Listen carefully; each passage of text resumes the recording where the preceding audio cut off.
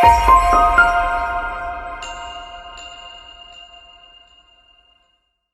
everybody. Welcome to another episode of Holistically Thriving, a podcast where we talk about all the different areas of your life that you need to be working on in order to be thriving. Today's topic is spirituality, and we're going to be talking about how to develop and trust your intuition.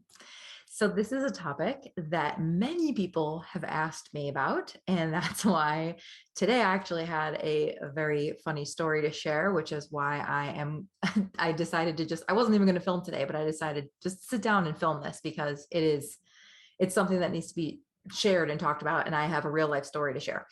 So I've been working on developing and trusting my intuition. It's one thing to develop your intuition. It's another thing to actually trust your intuition, right? Because how often do you hear things and you think, oh, whatever, I know better. It's your ego. It's the fight between your intuition tells you something and your ego goes, no, I'm not going to listen to you. I know better. So you have this this ongoing battle between your intuition and your ego.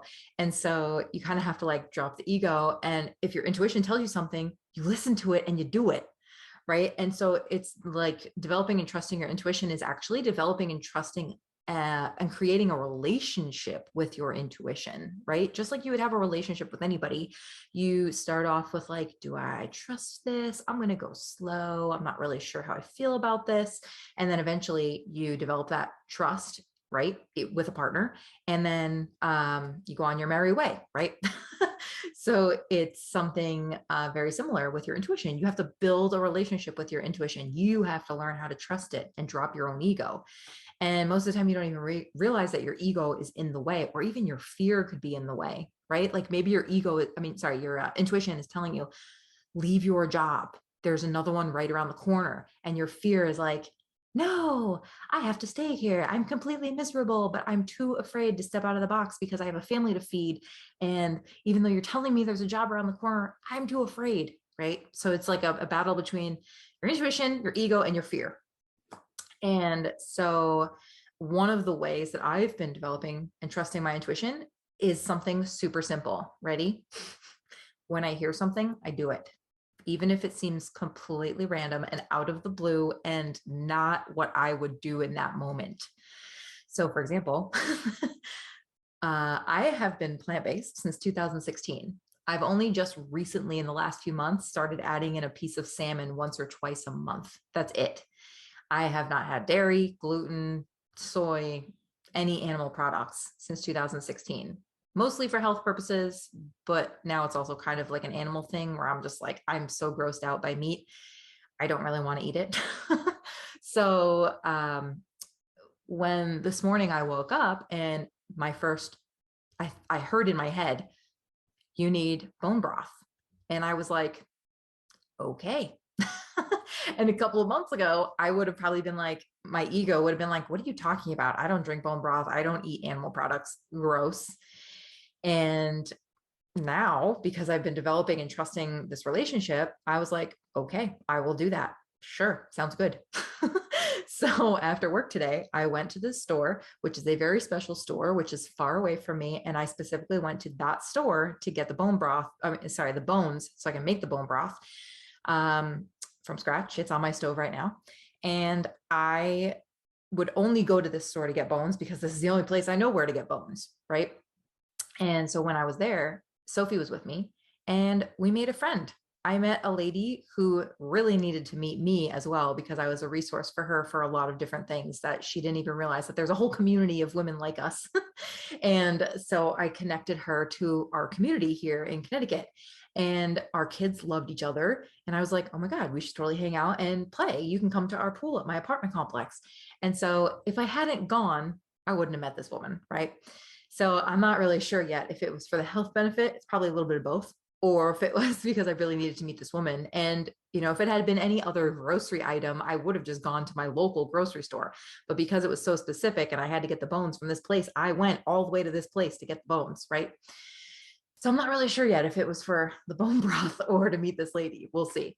But the point is that as absurd as that thought was, I listened to it and I said, I hear you, got the message. I'm going to do it now. Right.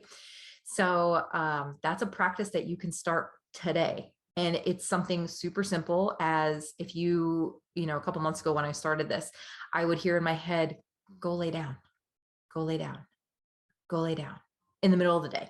And I'd be like, no, I don't do that. I have so many things to do. I got to do this, this, and this. No way. And now when I hear stuff like that, I say, okay. And I go lay down, even if I'm in the middle of making a podcast or whatever it is, I'll just be like, I hear you. I got the message. I'm going to go do it. And that's building trust, not only from me, my perspective, but also my intuition is like, oh, she's listening to us now. Awesome. Right. So it's a little bit of both. We're both building this relationship together. It's not just about my end of the relationship. So stuff as simple as, for example, I actually already started filming this podcast. And in the middle of it, I heard, you're going on a tangent, stop and start again. And I was like, I paused and I was like, okay, I think I just heard that. Yep, got that. Yep, that is what you said. Got it. Okay. And I stopped it and now I'm starting it again. So it feels good to feel like you trust your intuition. It feels like I can go about my day. And if it's telling me to make a right instead of a left, then I go, okay, thank you for protecting me from whatever was at the left. I don't know what it was. Doesn't matter, but I heard the message and I'm going to go right. So let me tell you a little bit about what I've been doing other than that to try and develop my intuition. So I've always been a very intuitive person. This is not something new for me. However, I never really trusted it. And I figured out why. One, because I'm a human, but two, because, for example, in November, my grandfather passed away. And I had always had a lot of anxiety. Even when I was going to college back in 2005, I was so afraid to leave my grandparents because I love them so much. And I still, up until this past November, 2021, I had all four of my grandparents until my grandfather died. And I was awake at 2 o'clock in the morning when he passed away. And I woke up to a text message from my dad saying, call me at 9 o'clock in the morning. And I knew exactly what it was. I didn't know which grandparent, but I knew it was one of them. And all he said was call me. And I just knew. And I was so angry at myself that I was awake when he died. And I had no intuitive thought of like, hey, Pop's leaving right now.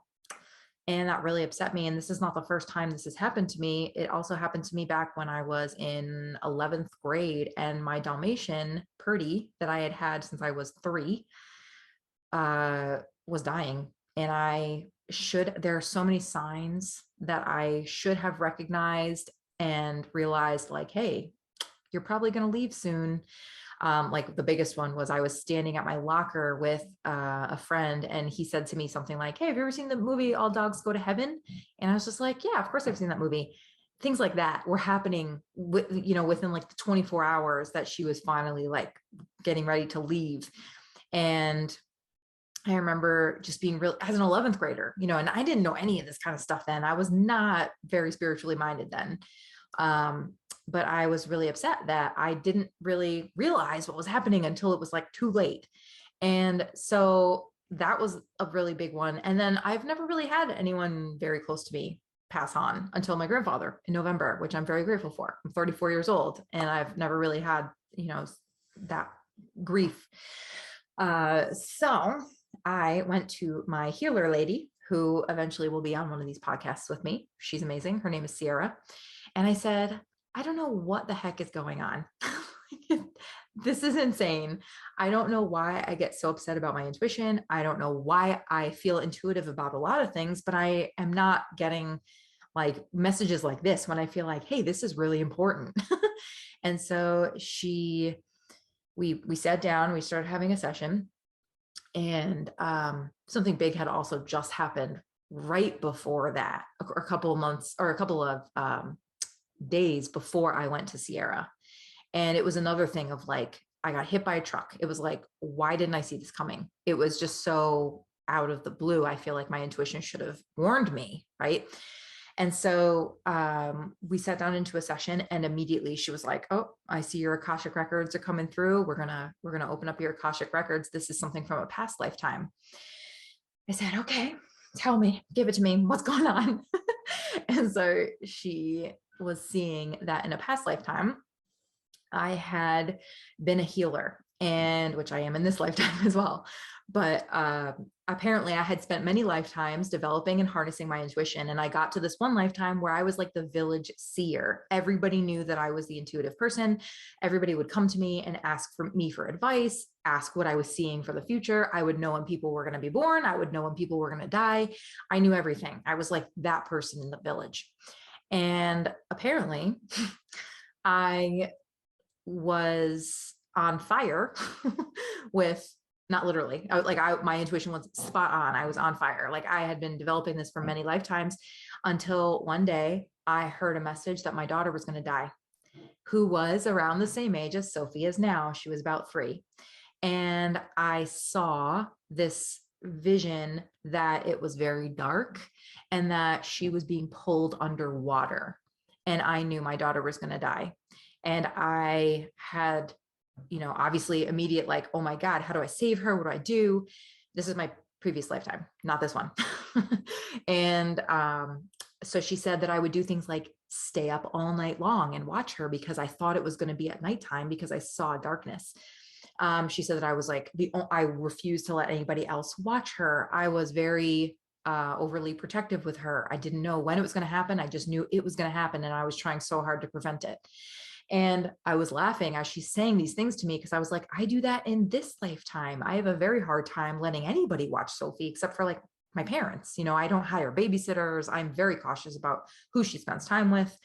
It was hard for me in the beginning to let her go with her dad and be away from me, So when she was a newborn, I would stay up all night. Like, I was like, especially up for that first year, I was always very paranoid and I was watching her all the time. And so she's telling me this, that I did this in a past lifetime. And I'm like, oh my God, this is crazy because this is what I do now. And so then she just got quiet for a second, Sierra. And she said, oh, honey. And I was like, oh my God, what?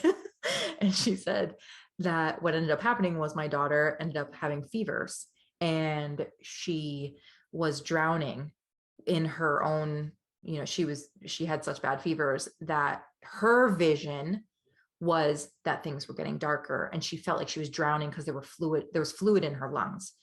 So because it didn't happen at night, and to me, it didn't look like what my intuition warned me about, I immediately in that lifetime said, I do not want this gift anymore. I am done with this. Take this away from me. And so Sierra was saying, like, your intuition wasn't wrong though. You were just seeing what she was seeing as she was dying. And it was like really emotional. The two of us were crying. And so we did a lot of work about releasing that soul, and blessing, thanking, releasing, everything like that, and calling my intuition back to me and saying, hey, no, I want this gift. I'm sorry that I told you to go away, but I want this gift again. And after that day, it was like she did a lot of healing work, a lot of shamanic healing work. And after that day, it really like kicked back in for sure. A lot of things started to be more apparent to me. It was my intuition started to get very clear. And I would even now, I'm like thinking things right before someone says something, or I'm seeing things right before, someone, it's just like, everything is just, whoa, it's on fire. Like that's the word I keep saying. So the craziest part is Sierra related it back to my grandfather and said, the soul, the little girl was actually the same soul as your grandfather. And he's here now to tell you he gave you this as his final gift. And that was like so emotional. The two of us were like, oh my God. Like it was really crazy. Like I'm getting choked up now thinking about it. And also there's a picture I can see pop. There's a picture right here next to me. But that, he was that baby in that lifetime, which is probably why I was really close to him in this lifetime. And, he said, here, let me help you get your intuition back. So because the event of him passing and me not, realizing that he was going to die, that was what triggered me to go to Sierra's. And he's like, here, let me help you. let me help Sierra, give you back your intuition. So So after that day, it's really been, I started doing the listening to it and doing it right away technique. And I got Reiki. I do Reiki to myself. I am training to be a Reiki master. And it's been really helping. The other thing is, I actually have, if you watched the other episode about my frequency device, I have frequencies to harness. It's a program called Develop and Harness, or Develop and Trust Your Intuition. And these frequencies, so I can send frequencies to myself, like energy healing. If you don't know about energy healing, you got to go watch that episode. Energy healing is so important, right? And so I have the frequencies to help me develop my intuition and really like make sure my pineal gland is in a good place, make sure my third eye is in a good place, my crown chakra is good and strong.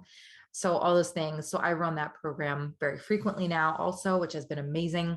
If you want to book a session with me, you can go to the-frequency-solution.com and you can book a session with me and just write in the comments section, like, I heard you talking about developing your intuition. I want to have a session about that. We can totally have a session about that. It will be super amazing.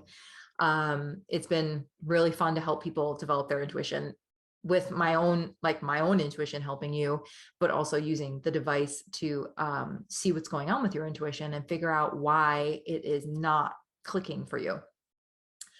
So the other thing is to figure out what your signs are. What are your signs that the universe sends you? So for me, I talked about this in the episode called Signs from the Universe.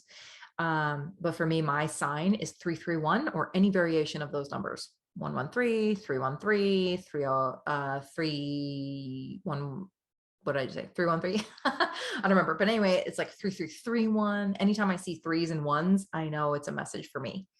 And so if you don't know what your message is, that would be very helpful, because sometimes I will, this didn't happen today, but for example, if I had said, okay, yep, I'm going to go get the bones. If I was driving and I saw a bunch of license plates that said 313, 331, 3331, if I had seen those numbers, I would have been like, oh yeah, it's totally the right move. Just because I didn't see those numbers doesn't make me think it wasn't the right move, but I'm just saying that it's helpful when you have a sign to look for, or not even like, I don't look for it. It just appears. I just happen to notice these numbers everywhere. Like I'll just suddenly be passing a truck and on the back of it, I took a picture of it the other day because it was so funny. It must be like the number of the truck or something. And it had a big 331 on the back of the truck, like giant bold letters.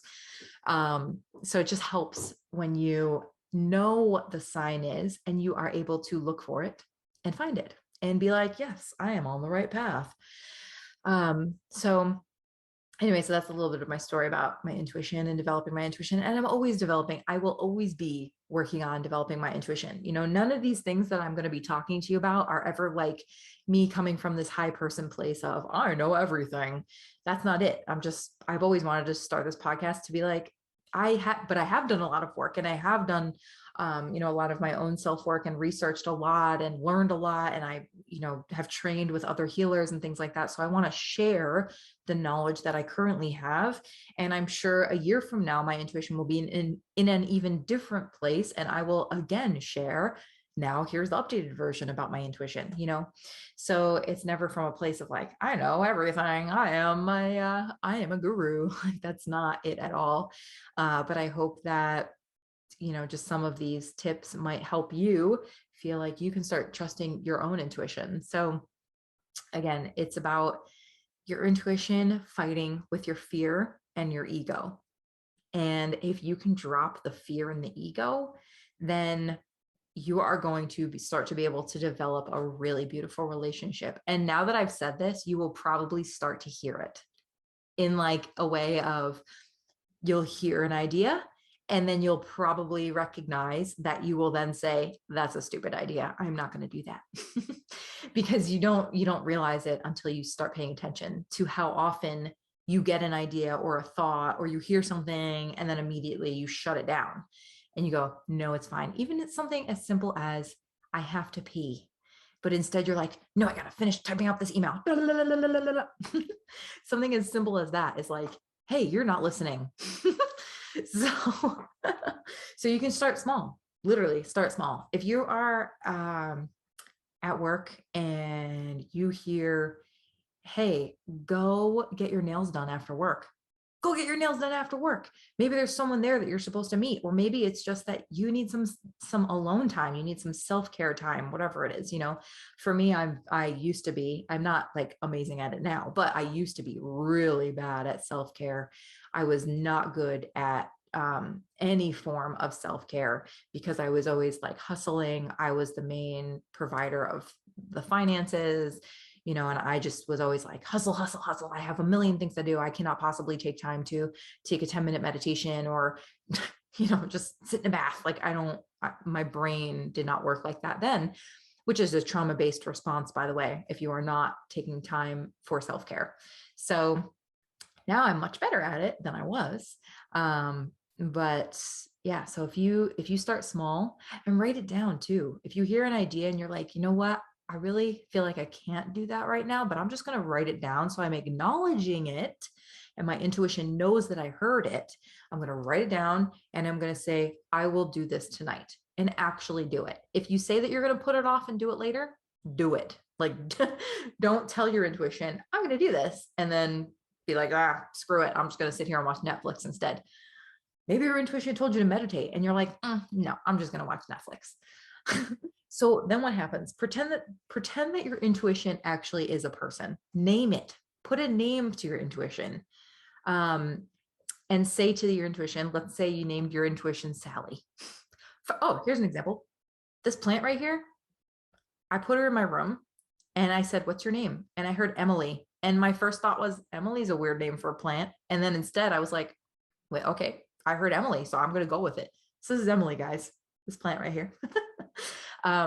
So if you name your intuition, then you can say to your intuition, what did I just say? Sally, Sue, what did I say? I don't remember, but I said, let's pretend it's Sally. You can write on a piece of paper, hey, Sally, I heard what you said about my nails. I don't have time to go get my nails done right now because I have to go pick up my daughter, but I will get my nails done tomorrow. And then you start to build this relationship. So pretend Sally was a relationship, an actual human relationship, right? If you said to Sally that you're going to go get your nails done tomorrow and you're going to meet her there, but then you don't show up, what's going to happen? You start to lose that trust, not from you, but she's going to lose trust in you, right? You have to, it's a two-way street, as silly as that might sound to you. Like, it's you and your intuition, and you're building a relationship, a trusting, loving relationship. And so the easiest way to start doing that is literally just to acknowledge what the intuition says and do it. And if it's as simple as, I'm not saying if you hear in your head, go quit your job, then you should run and do that, unless you really feel like you've really developed and you've gotten to this relationship. If I heard that now, I would say, okay, I hear you. I got it. I might not do it right away. Like when I heard that I should get a divorce, I didn't do it right away. It took me a long time. This was a couple of years ago. But actually, it's funny. There's a deck back there, my Oracle deck for, it's Kuan Yin is the Oracle deck. I love this Oracle deck. I'll link it in the comments. The description box. But there's an Oracle card in there that says something like, the very first line of it says something like, you are receiving a message. Please know that this message is truly from your intuition. It is not a misguided message or something like that. And it's just so funny because it's like, I got that card almost every single time I pulled a card. And it was always the same. And then once I finally did get a divorce and say I'm done, then I stopped getting that card. It was very funny. So I'm not saying listen to this podcast and then go get a divorce and quit your job. That's not what I'm saying. But I'm just saying to start developing that relationship, because then along, down farther down your path, if you do get big messages like leave your partner or leave your job or whatever it is, then you'll trust it a lot more and say, okay, I hear you. It might take me a little bit of time, but I hear you, right? So it's very helpful to develop this relationship. And I highly suggest starting to develop yours. So do the simple thing of you hear it and you do it, or you hear it and you write it down and say you're going to do it and then actually do it. Go get Reiki from someone. You can't be super intuitive if all of your chakras are out of alignment. If your crown chakra is out of alignment or your third eye chakra is out of alignment, then your intuition is really not going to be on point. So go get Reiki from someone, whether it's me or somebody else. I can do distance Reiki. Learn what your signs are. So if you aren't sure what your signs are, sit down and write this down. Hi, first of all, figure out what the name of your intuition is. Let's go with Sally. Hi, Sally. What sign will I receive from you when I know that I'm on the right track? And then whatever comes to your head, write it down and know it and believe it.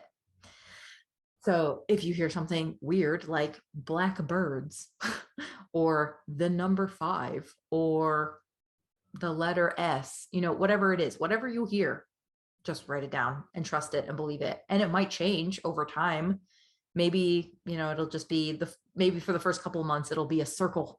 And then, later on down the line, it'll be like this number 414, So do that, figure out your sign. And then if you want frequencies to help with your intuition, go to my website, the-frequency-solution.com, and schedule an appointment with me, and we will work on your intuition. Okay, so how does that feel? Kind of fun, right?